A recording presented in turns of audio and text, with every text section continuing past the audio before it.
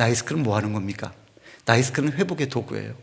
그리고 나이스크는 예수 그리스도를 더 지혜롭게, 또 하나님의 말씀에 있는 그 내용들을, 그 본질을 그대로 드러내기 위한 툴로서 하나님이 우리에게 주신 것입니다.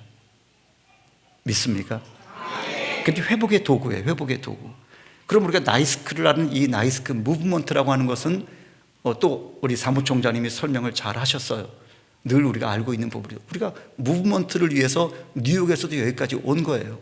무브먼트를 위해서 우리가 누군가에게 나로 끝나는 것이 아니라 우리가 함께 그 길을 가자.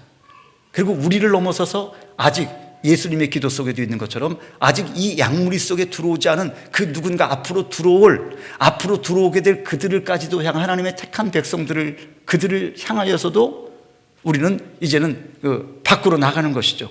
그게 전도 아닙니까? 선교죠. 전도죠.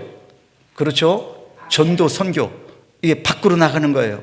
나에게서 우리로, 우리에서 밖으로. 그렇죠? 이것이 전도인데, 나이스크는 특별히 도시 선교라는 사명을 갖고 여기까지 달려왔죠. 도시 선교.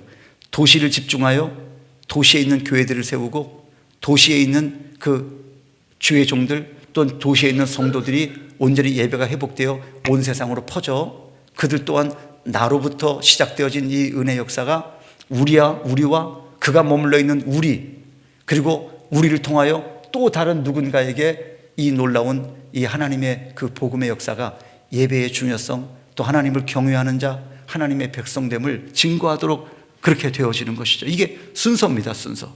그러니까 위로부터 우리에게 부어주시는 은혜, 또한 우리로 말미암아 이웃을 향하여 나아가는 것, 이게 우리의 방향이죠. 우리의 시선은 어디에 있죠?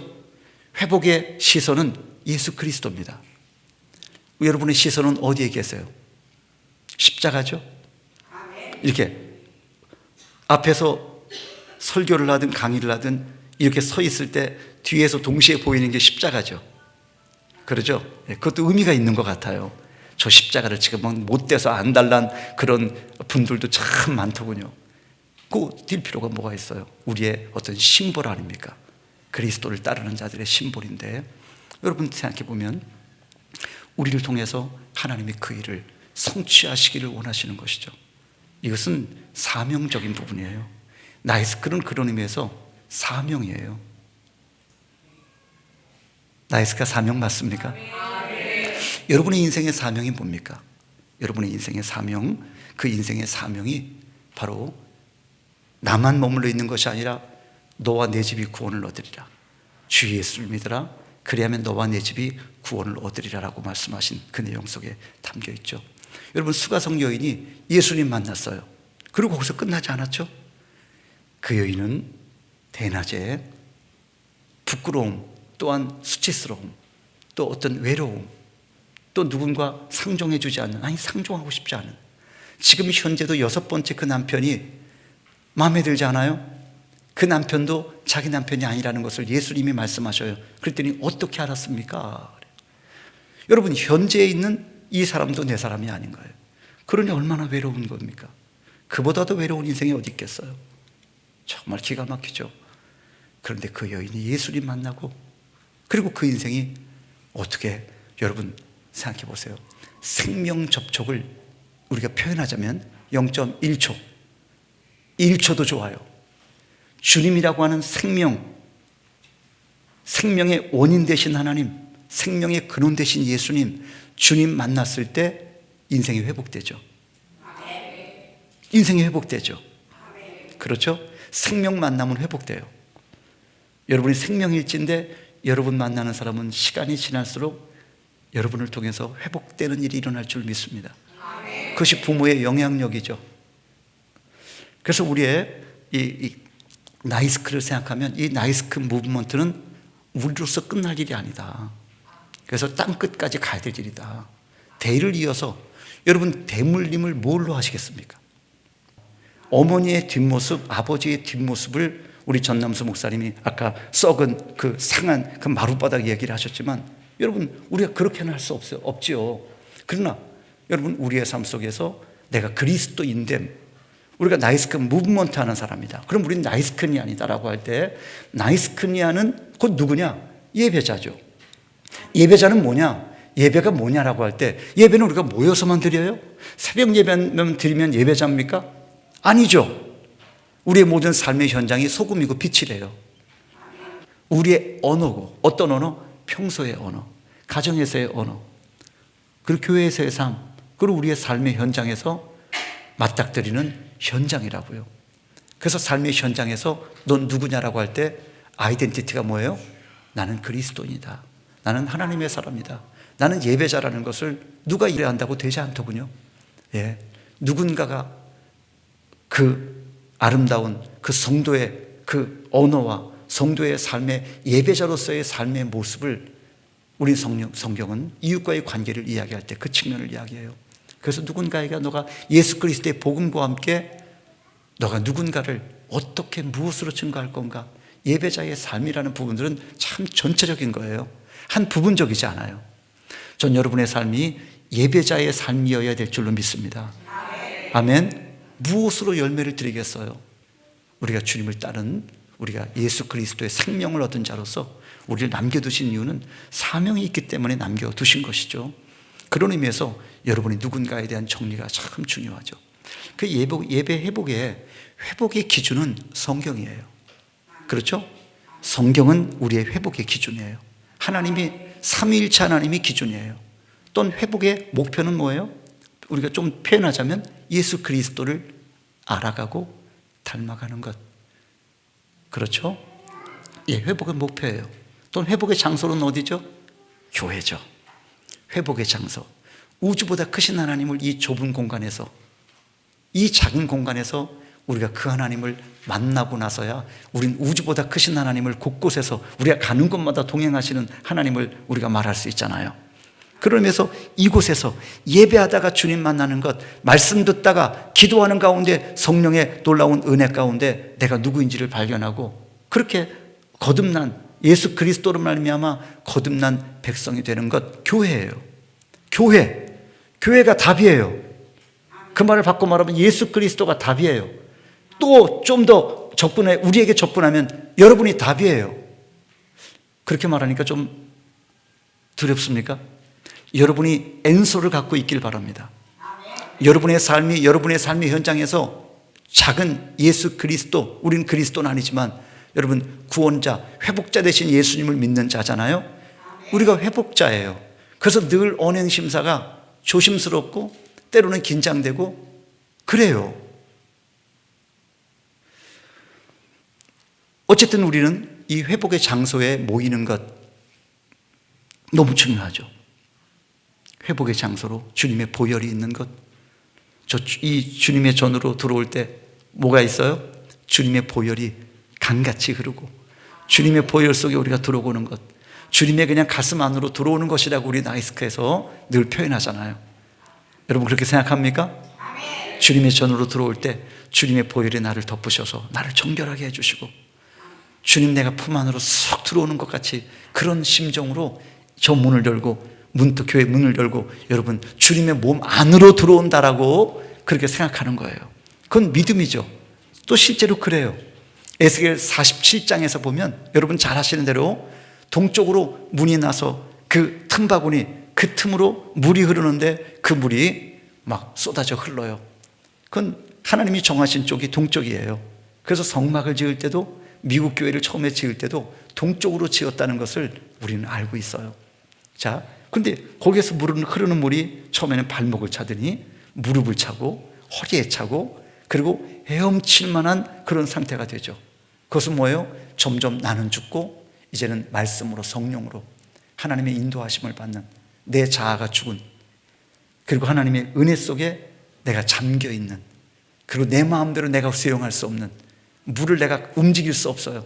거기에 젖어버린 그 모습을 일컬어요. 그리고 그 물이 흘러서 온 주변을 다 적실 때 여러분 거기에 열매가 나오고 과실이 맺혀지는데 그 잎사귀까지 다 약재료라고 표현해요. 그러나 이 물이 닿지 않은 곳은 소금이 되었대요. 소금이 되어버렸대요. 물이 닿지 않은 곳은 소금이 되어버렸다. 여러분 보세요.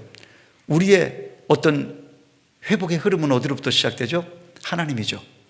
하나님이 주신 제단, 성막, 또한 성전, 교회, 이 개념을 우리는 하나로 가지고 있어요. 그래서 교회하면 우리는 저 에덴 동산부터 제단부터 이 시대 역사를 우리 여러분들은 하도 들으셔서 그냥 교회 그러면 그냥 단순한 교회가 아니죠. 하나가 되어진 주님과 교통되어지는 교회, 저 제단부터 시작되는 것을 성경을 여러분 열면 아브라함이 움직이는 곳마다 75세에 움직이는 곳마다 단을 쌓았다. 단을 쌓았다. 단을 쌓고 여호와께 음성을 듣고 하나님 앞에 나아가 기도한 것이죠.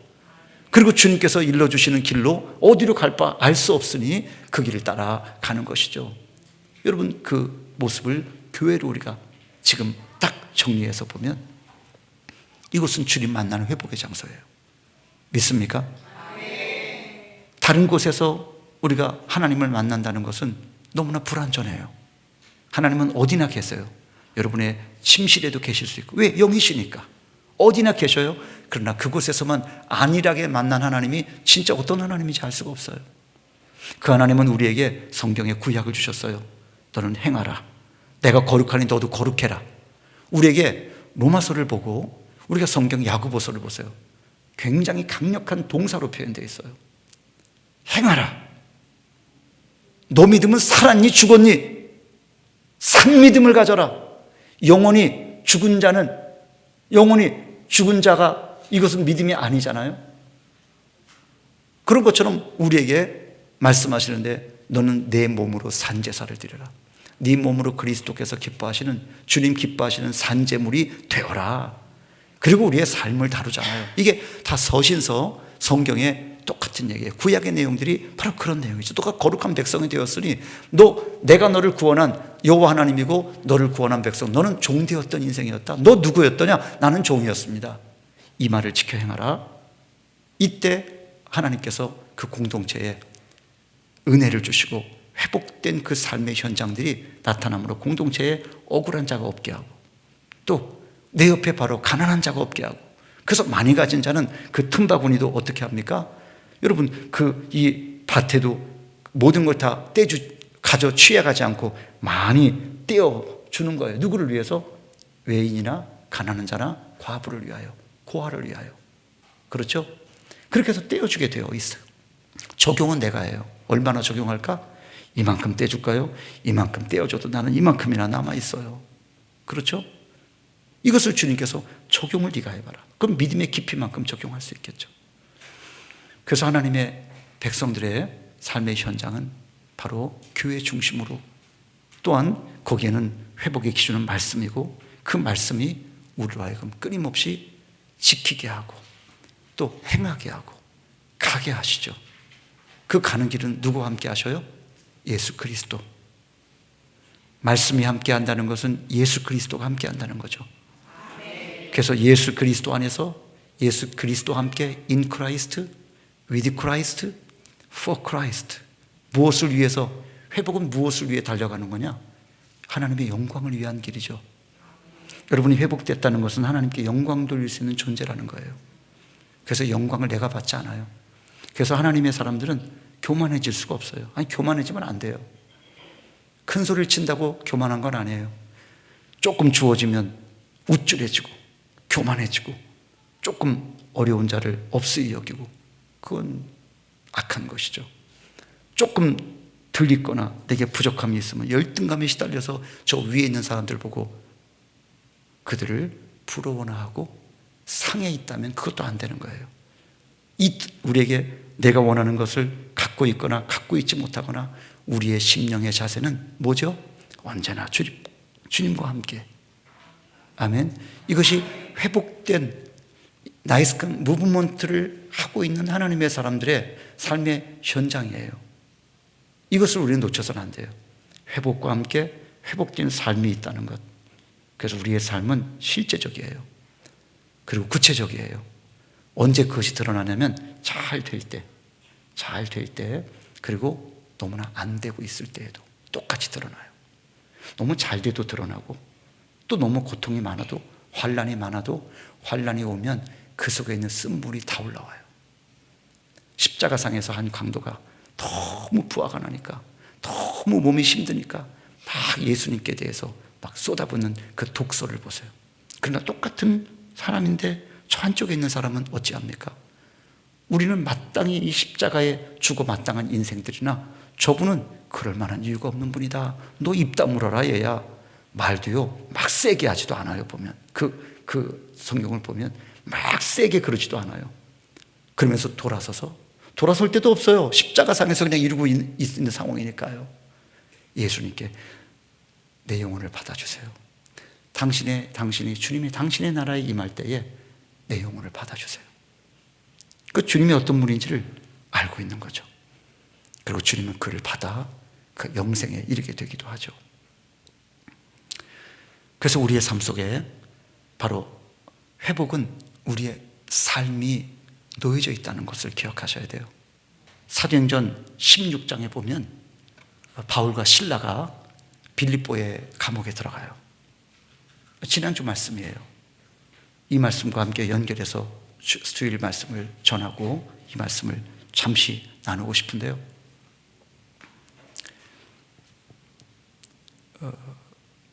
바울은 아시아로 가기를 원했죠. 바울은 아시아로 선교를 떠나기를 원했는데 성령께서 저 마게도냐 사람들이 우리에게 와달라, 그 환상을 봤어요. 그것을 하나님의 뜻으로 받았어요. 분별한 것이죠. 그리고 자기의 뜻은 접고, 그리고 성령께서 감동 주시는 그 마게도냐, 유럽이잖아요.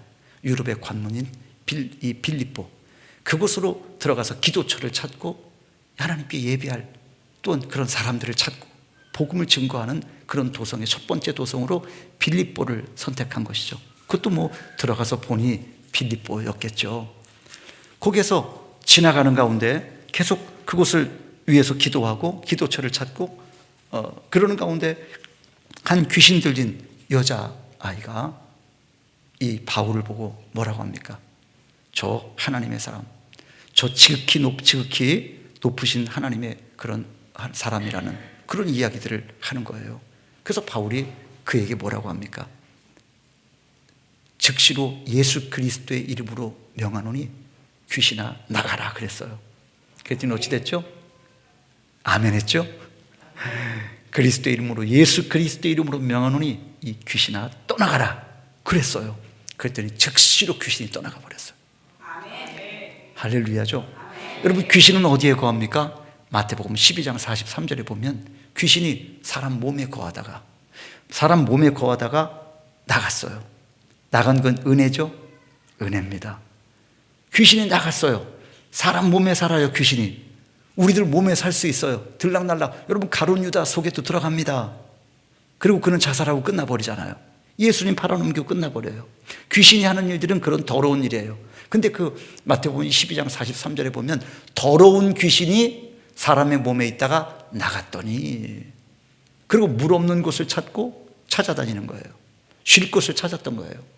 그러나 거할 곳이 없어 뱅뱅 돌다가 자기 집으로 다시 돌아왔는데 어찌 됐어요? 다시 돌아와서 보니 집이 소재되고 수리되어 있더라. 옛날 자기가 나갈 때 모습 그대로 있는 거예요. 그래서 그 집으로 혼자 들어가려면 또 쫓겨날 것 같아요. 그래서 친구들 7 귀신들을 다, 나보다 힘센 녀석들을 다 끌어다가 귀신도 연합을 했어요. 군대 귀신이 되는 거죠. 7 귀신이 그 속에 들어가서 주님 뭐라고 하셔요? 이전 형편보다 이후가 더 심하고 상하게 되었대요. 그러면서 뭐라고 하셔요? 이 세대가 그러하리라. 이 세대가 그러하리라. 그게 뭐예요? 귀신은 사람의 몸을 입고 사는 거예요. 근데 예수의 이름으로 그 귀신이 떠나갔으니 이보다도 복된 일이 어디 있어요? 귀신이 떠나갔더니 그 여자아이가 점을 칠 수가 없어요. 점을 칠 수가 없으니 이 여자아이를 붙들고 있던 그 주인이라는 사람이 있는 거예요. 그러니까 이 보세요. 이 주인이 하는 일이 뭐예요? 자기는 일 안 하고 이 여자아이가 귀신의 힘을 힘입어서, 그럼 인격도 없어요. 귀신이 이끄는 대로, 귀신이 시키는 대로 그 인격이 움직여요. 저도 목회하면서 귀신 들린 여자아이를 봤어요. 그때 26살이었어요. 근데 제가 가면 목사님 신방 좀, 언니가 우리 교회 나오시면서 목사님 신방 좀 와주세요. 그러십시다. 그리고 갔어요. 가면 조용해요. 제가 가면 조용한 거예요. 가만히 가만히 이렇게 이쁜 여자아이가 몸이 빼짝 말랐는데 저 구석에서 가만히 이러고 있어요. 그리고 예배 드리고 찬송하고, 그리고 물었죠. 언제부터 이렇게 됐는가? 언제부터 그랬대요. 언제부턴가? 어머니가 시골에서 성황당, 시골에서 정한수를 떠놓고 신을 섬겼는데, 귀신을 섬겼는데, 그리고 이곳으로 이사 와서 그럴 수가 없이, 그것도 못한 어떤 시간 정점에 어느 날 갑자기 우리 집에서 가장 약한 이 동생에게, 정신적으로도 좀 약하고 좀 이렇게 약한 그 아이에게 이 귀신이 들어가 버렸다는 거예요. 보니까 귀신 들린 거예요. 그들이 막 힘이 장사고 막 들어보니까 아무도 그를 제어할 힘이 없는 거예요. 그러니까 한 번 이 발작을 하면 이게 정신이 없는 거예요, 온 집안에. 그래서 기도하고 그랬던 적이 있어요. 아주 오래전 얘기죠. 그래서 우리가 보면 이렇게 이 귀신에 들린 이 인생을 회복시켰어요. 떠나갔으니 얼마나 놀라운 일이에요. 그런데 보세요, 이 주인이 이 바울을 이상한 돌을, 우리 도에 맞지 않는, 우리 이 도시에 맞지 않는 이상한 돌을 전한다, 복음을 얘기하는 거예요. 그는 이상한 돌을 전한다 하여 그를 관원에 고발을 하고, 그리고 관원은 왜 너는 이 사람에게 이익을 주지 못하고, 또 그 귀신 들린 얘기는 거기에 언급되지 않지만 이상한 돌을 전한다는 것으로 인하여 그 관원들이 이 바울과 실라를 심하게 매질을 하고, 그리고 깊은 감옥에 그냥 가둬버린 거예요. 신문을 이제 그 다음날 할지는 모르죠. 그렇게 해서 갇혀진 상황에서 바울과 실라가 뭘 합니까? 밤새 기도하고 찬송합니다. 그렇죠?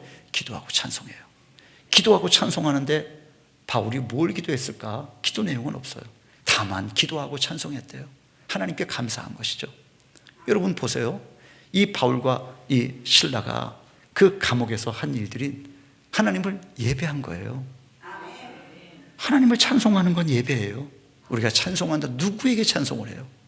세상 노래할 때 하나님 생각하는 사람 없어요? 근데 우리가 하나님을 찬송하는 이 노래를 부를 때 우리는 하나님께 제사를 드리고 있는 거죠. 하나님께 감사의 고백을 드리는 것이죠.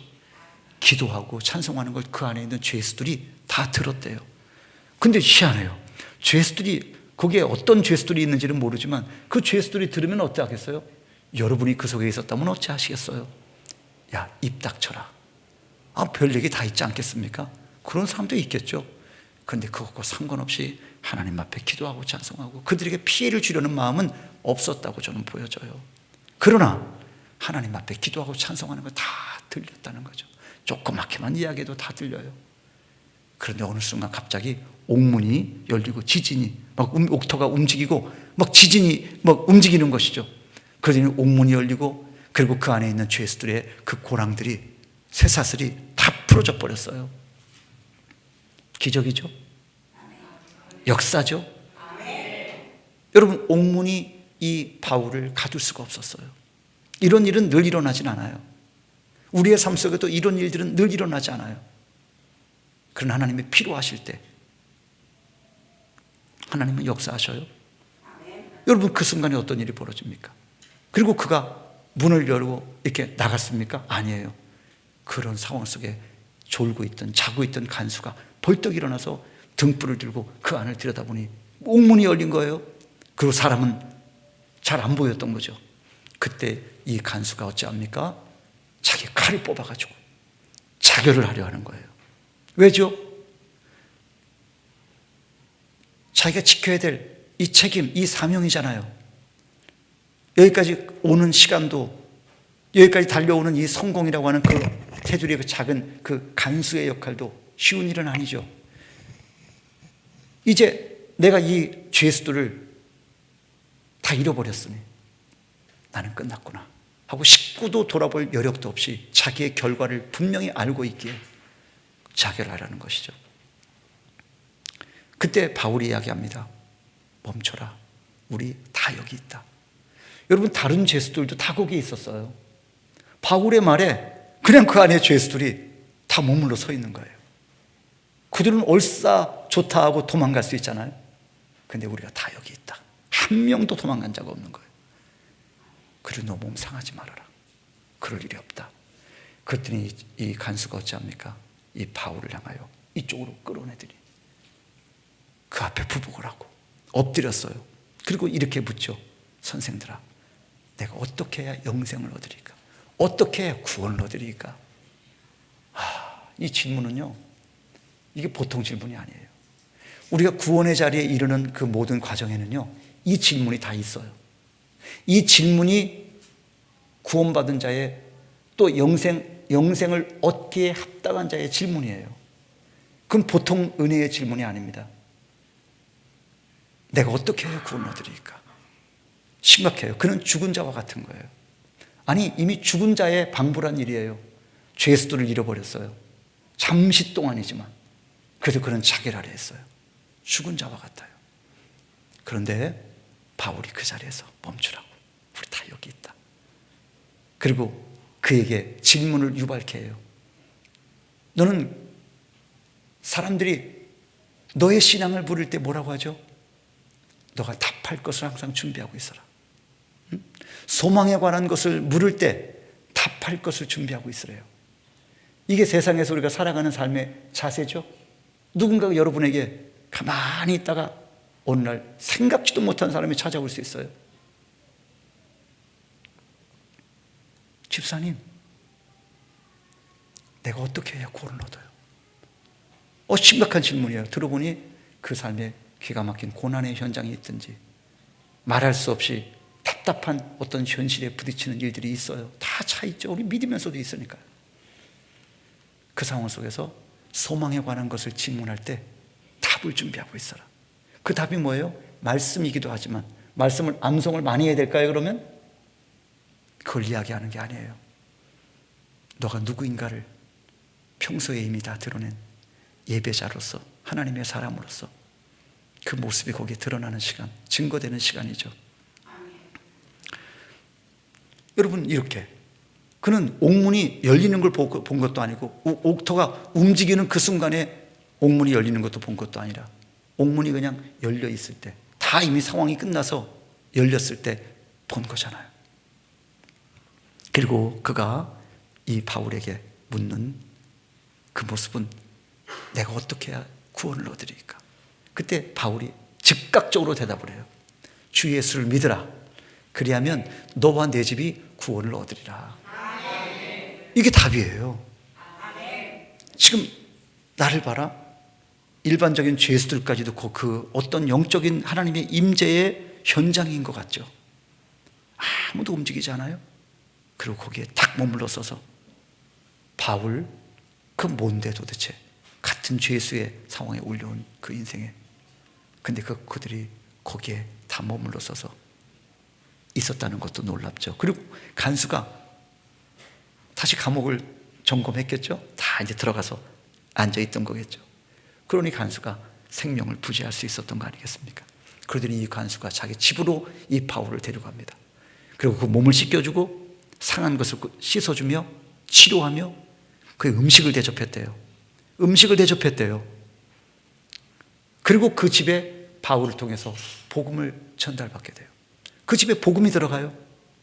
이 간수가 예수 믿었어요. 그 아내가 예수 믿었어요. 그리고 그 자녀들이, 온 가족이 예수를 믿었어요. 할렐루야. 그러더니 그 다음에 나오는 표현이 뭐냐? 그 온 집에 기쁨이 충만했대요. 복음, 회복, 뭐죠? 기쁨이 충만한 거예요. 회복이 일어난 거예요. 그리고 감사가 넘치기 시작했어요. 바울은 감옥에서 억울하게 감옥에 지금 갇혀있는 그 상황 속에서도 억울해하는 게 또 없잖아요. 그죠? 억울해하는 게 없어요. 상한 마음도 없어요. 지금 상한 모습으로 오히려 하나님을 찬송하고 있고 기도하고 있어요. 감사가 있어요. 예배가 있어요. 회복자의 모습이에요. 예수님을 방불케 해요. 바울은 우리가 믿을 대상이 아니에요. 우리가 똑같은 사람이니까요. 그러나 예수님을 방불케 하는 일이 벌어졌어요. 그 집에 기쁨이 충만했어요. 그럼 여러분, 우리가 여기에서 이 세상에 나타나 있는 어떤 종류라고 할까요? 이 세상에 흐르는 이 모든 어떤 이 삶의 현장을 보면 이런 사람이 있어요. 귀신 들린 자. 인권을 유린당했어요. 귀신에게 온 인격을 다 빼앗겨 버렸어요. 이런 인생들이 얼마나 될까요? 여러분 주변에 이런 인생들이 얼마나 있을까요? 우리가 알 수 없지만 이 숫자는 측량할 길이 없을 거예요. 또한 주인 같은 사람 보세요.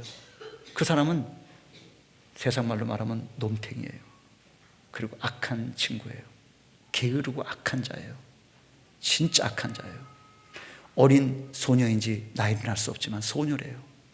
여러분 그 여자아이의 그 귀신 들어간 그 상태에서 이 아이가 사람을 만나면 이렇게 쳐다보다가 그 사람의 과거를 이야기하는 거죠. 저 그런 사람 많이 봤어요. 과거를 이야기하는 이 사람이 얼굴이 까매져요. 왜? 정확하게 맞추니까요. 그리고 미래에 대한 답은 제시하지 못하지만 그 어떤 미래에 뭘 준비하라고 얘기하는 이 점쟁이들이 하는 일들이잖아요. 귀신 들린 자들이, 신 들린 자들이, 무당들이 하는 일들이죠. 또 여러분 이렇게 이런 여아들을 주인 노릇하는 악한 자죠. 사람이라는 존재를 하나님의 형상으로 지음받은 인생들을 이렇게 여기는 자들, 악한 자죠. 악한 자. 이런 주인 같은 자들, 권세 있는 자들, 돈으로 모든 것을 그렇게 사람의 인격도 유린해 버릴 수 있을 만큼 악한 자들이에요. 이 세상의 권세자들이, 이 세상에 그리스도 밖에 있는 세상 권세자들이, 세도가들이 하고 있는 일들이에요.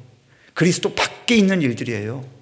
그들은 하나님의 영광이라는 단어조차 쓰고 싶지도 않고 담지도 않아요. 그 하나님께 영광이라는 표현은 우리밖에 안 쓰는 거예요. 그리스도인들만 쓰는 거예요. 왜? 내 존재가 어디로부터 왔는지를 명확하게 알고 있기 때문에, 내가 무엇으로 구원받았는지를 알고 있기 때문에, 내가 왜 구원이 필요한지를 명확하게 알고 있기 때문에, 현재 나는 지금 어느 길로 가고 있는지를 그 길목을 선명하게 내가 하나님의 말씀에 성령의 인도하심을 따라 알아가고 알고 있기 때문에 이게 우리 아이덴티티예요. 여러분 세 번째는 누구죠? 이 간수 같은 사람이에요. 이거 예수 안 믿어요. 예수가 뭔지도 몰랐어요. 당연히 바울이 그 집에 이제 복음을 증거하고 그가 예수를 믿게 되는데 현상만 본 것밖에 없어요. 현상도 다 본 것도 없어요. 근데 그가 어떻게 해야 내가 구원을 얻으리까? 이 질문을 유발할 수 있다는 것. 여러분 우리가 생각해 보면 이런 질문이죠. 그 질문을 지나왔어요. 근데 이 간수였던 사람은 여기까지 오는 과정에서 그는 나름대로의 성공이에요. 가늠하다가 현장에 잡힌 여인은 동네에서 동네 사람들이 다 돌로 쳐 죽였어요. 그런데 이 여인은 이제 나도 여기서 끝이구나, 반항하는 모습이 없어요. 내가 왜 죽어야 돼? 지금 같으면 안 죽죠. 내가 왜 죽어야 돼? 내가 좋아서 가늠했는데. 지금 시대 법은 그래요. 근데 그때는 율법에 의해서 죽여도 누군가 증인이 2명이 되면 그 증인에 합당하게 그 돌로 쳐 죽이는 것. 여러분 그런데 그 상황 속에 예수님 앞에 끌려온 그 여인이 쥐 죽은 듯이 엎드려 있습니다. 그때 우리 주님 뭐라고 하셔요? 죄 있는 자가 먼저 돌을 들어라. 그랬더니 우리 주님께서 그냥 그렇게 말씀으로 끝나셨을까 싶어요. 뭘 보여주셨는지. 그 자리에 성난 군중같이 예수님도 죽여버리고, 그리고 저 여인도 동시에 다 쳐서 율법의 그 의를 이루자고 했던 그들이 다 돌을 내려놓고 다 돌아가 버려요. 이 여인은 죽을 준비를 하고 있었잖아요. 창피도 당했고 이 수모도 당했고. 그런데 예수님 뭐라고 하셔요? 너를 정죄하는 자가 있느냐? 없나이다. 다시는 그러지 마라. 그리고 돌려보냈어요. 정죄하지 않으셨어요. 참 놀라워요. 다시는 그러지 말아라. 그리고 돌려보냈어요. 여러분 그때도 내 인생은 여기서 끝나는구나. 왜? 자기가 죄인이라는 걸 알잖아요. 나 여기서 끝이구나. 여러분 우리 인생에 이 질문, 내가 어떻게 해야 구원을, 내가 어떻게 해야 영생을 얻으리까? 왜 질문했어요? 바울 속에, 실라와 바울 속에 그들의 모습 속에서 또한 하나님의 은혜의 임재는 분명하지만 그들에게서 새로운 걸 본 거예요. 그들에게서 이제까지 살아오면서 자기 세계를 만들어 오는 가운데, 자기의 어떤 성공을 만들어 오는 가운데 보지 못했던 사람들을 본 거예요. 그리고 듣지 못했던 그런 내용들과 사건을 본 거예요. 이건 하나님이실 수밖에 없다는 것. 이 과정을 지나야 돼요. 내가 누군지에 대한 확인. 내 세계가 무너지는 시간. 저도 예수 그리스도를 믿고 거듭날 때 제 세계에 어떤 상함이 다 떨어져 버리는 걸 느꼈어요. 죄도 떠나가고, 그렇다고 죄 안 진 것이 아니죠. 또 죄를 짓지만 또 회개할 수 있는 은혜를 주셨으니까. 내가 누군가에 대한 아이덴티티라고 하는 것. 여러분, 바로 그날 밤에 일어난 이 사건은 바로 새로운 세계를 열어주는 질문과 복음이 있었어요. 하나님의 은혜가 있었죠. 그리고 거기에 감옥에 갇혀있는 바울을 보세요. 감옥에 갇혀있는 바울, 네 번째 부류의 사람이죠. 앞에 세 부류는 그리스도 밖에 있는 자들의 모습이고, 첫 번째 부류는 유린당하는 인생들의 모습. 이 세상에 몇십 프로가 될까요? 상당히 될 거예요. 귀신 들린 인생처럼 자기의 인생에 어떤 힘도 없이 목소리도 내지 못하고 그렇게 유린당하는, 누군가 가진 자에게 억압당하고 유린당하는 것, 그것 때문에 하나님의 백성들에게 율법을 주신 거죠. 억울한 자가 없게 만들어라. 너가 머물러 있는 곳, 너희들의 공동체가 있는 곳, 그 공동체는 억울한 자 없게 만들어라. 그리고 가난한 자 없게 만들어라. 가난하다는 것은 뭐 가난을 어떻게 다 책임져줘요. 성경도 가난한 자는 계속 있을 것이라고 말씀해요. 그러나 내 주변에 이 세계를 살아가요, 이 세상은. 그리고 바울과 같은 사람이 있어요. 근데 현장은 뭐예요? 지금 감옥에 갇혔어요. 어둠 속에 있는 것 같아요. 핍박을 당했어요. 그런데 그 감옥에서 어떤 일이 일어나죠? 그 감옥에서 일이 벌어져요. 그 감옥에서도 이 바울과 실라는 자유하고 있어요. 오히려 감옥을 다스리는 것 같아요. 사도행전 27장에 보면요, 이 바울이 로마로 호송되어 갈 때 배가 다 파손돼 버려요. 그때 그 배에 276명이 타고 있었어요. 근데 이 바울 이외에는 안전하게 느끼는 자가 아무도 없었어요. 오직 바울 한 사람만. 그 기가 막힌 풍랑 속에서 내가 섬기는 하나님이 너희들 다 안전할 것이라고 했다. 두려워하지 말아라. 그리고 오히려 축사하고 밀을 떼어서 그들에게 음식을 먹여요. 276명이 다 먹었을까요? 어찌했을까요? 다 먹이고 남는 것도 버리고. 그리고선 그레데 섬에 걸려 이제 들어가잖아요. 그때 이 바울의 모습을 보세요. 그가 예수님입니까? 예수님을 방불케 해요. 믿음이죠. 그 속에 있는 하나님의 그 은혜에 완전히 붙들려 있는, 하나님과 동행하는 하나님의 사람. 여러분, 기독교가 뭡니까? 그리스도인이 누굽니까? 이와 같은 모습이에요. 그래서 이것이 기도 제목이에요. 하나님, 내가 그리스도인임을 증거로 기적을 달라는 이런 의미가 아니라, 내가 처한 모든 상황 속에 바울은 기적을 달라고 기도한 적이 없어요. 그런 부분에서 나를 고쳐달라고는 기도했지만 하나님이 그것도 멈추게 하시잖아요. 안질인지 간질인지 몰라요. 심각한 병이에요. 근데 그것으로 인하여 바울의 교만함을 하나님께서 겸손하게 하시는 것이, 그게 능력이래요. 약할 때 강한 거다. 그렇게 하셔요. 기적 다 주신 거 아니에요. 하나님이 필요하실 때는 남겨두신 거예요. 우리의 삶 속에서도 마찬가지예요. 그러나 그때 억울해하지 않고 상하지 않는 거예요. 여러분이 누구죠? 그리스도인? 나이스크니안?